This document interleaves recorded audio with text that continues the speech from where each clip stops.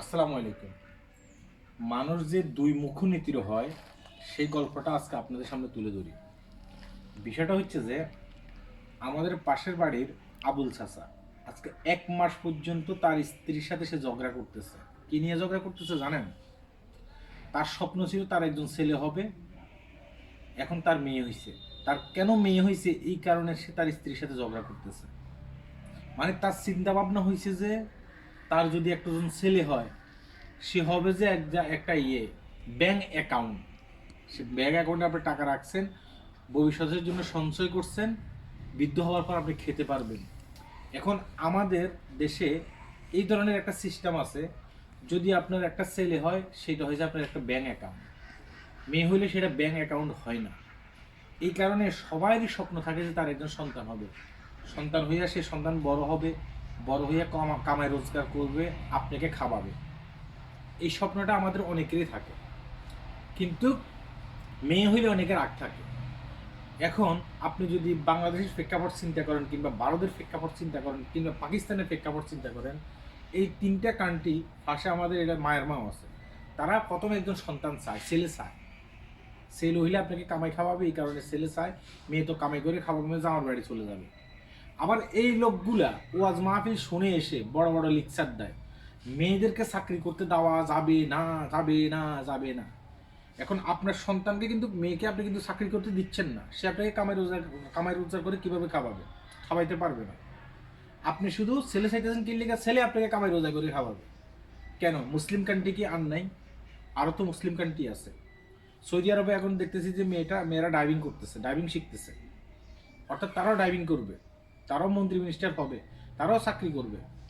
আমাকে এশিয়া মহাদেশের ভিতরে সবচেয়ে বড় মুসলিম কান্ট্রি হচ্ছে যে আপনার, এটাকে কি বলে, ইন্দোনেশিয়া। সেখানে মেয়েরা এবং কি ছেলেরা সবাই চাকরি করতেছে। সেখানে কেন লিঙ্গ ভেদাভেদ নেই?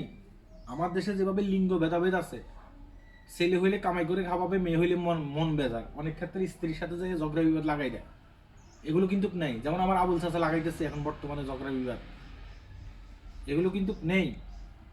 তাই আপনি ওয়াজ মাহফিল শুনে আসবেন, মেয়েরা শুধুমাত্র স্বামীদের সেবা করবে, আর স্বামীর ইচ্ছা মতো মেয়েদেরকে ফিরাইতে পারবে, কোনো সমস্যা নেই।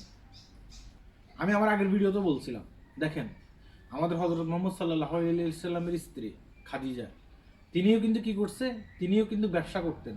তার বিশাল বড় ওটের বহর ছিলেন। পরবর্তীতে হযরত মুহাম্মদ সাল্লাল্লাহু আলাইহি সাল্লামের বিবাহ করছেন।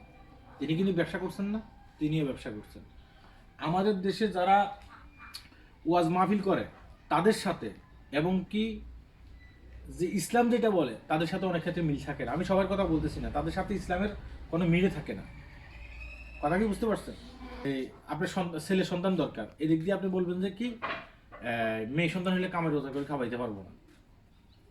মানে আপনি মেয়েকে আপনার চাকরিও দিবেন না, সে কামাই রোজগার করে আপনি খাওয়াইতে পারবেন না। এদিক দিয়ে ছেলে সন্তান আপনার দরকার, আপনাকে কামাই রোজগার করে খাওয়াইবে এর লেগে।